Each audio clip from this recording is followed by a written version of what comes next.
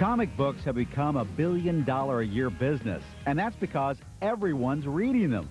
With an endless selection of titles to choose from and new ones cropping up each week, could it be comic books are entering yet another golden age? We checked in with our pals at Golden Apple, a pop culture haven in the heart of Los Angeles. Owner Bill Leibowitz is properly plugged into the comic book biz, and his son Damon filled us in on what's sizzling hot on the scene today. The hottest thing in comics right now is the X-Men. They've always been a huge comic book, but right now they have a new storyline where they've canceled all of the normal titles and reissued them with new names, same characters, but just a different edge on all of the characters. They all have different attitudes because it's an alternate reality that has come about in the X-Men universe. It is the hugest thing that's hit comics since Superman died. The X-Files has a huge underground following, this huge cult fans that go nuts for it, and no one realized it because there wasn't really any merchandise out on the market.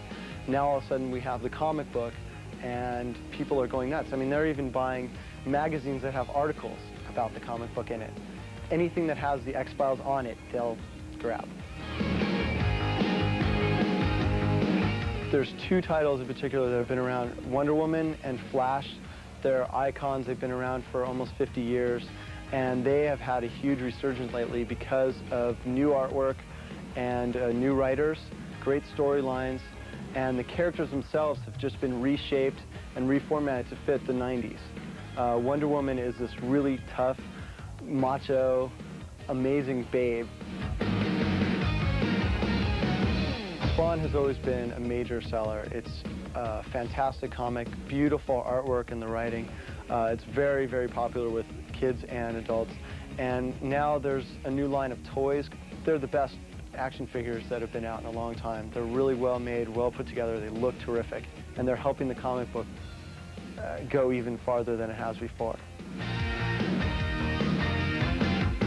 Everyone knows Star Wars, but the new movies are coming out, and it's a new generation of people that are going to be seeing it, new generation of children. There's comics now that are sort of a way station before the films come out, and there are stories that come after the Return of the Jedi. It's the further adventures of Han and Luke and Leia. Now you're clued in to what's hot, but here's a tip on what's not.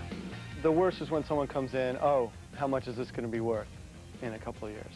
And if I knew that, then I would be the richest man in the world.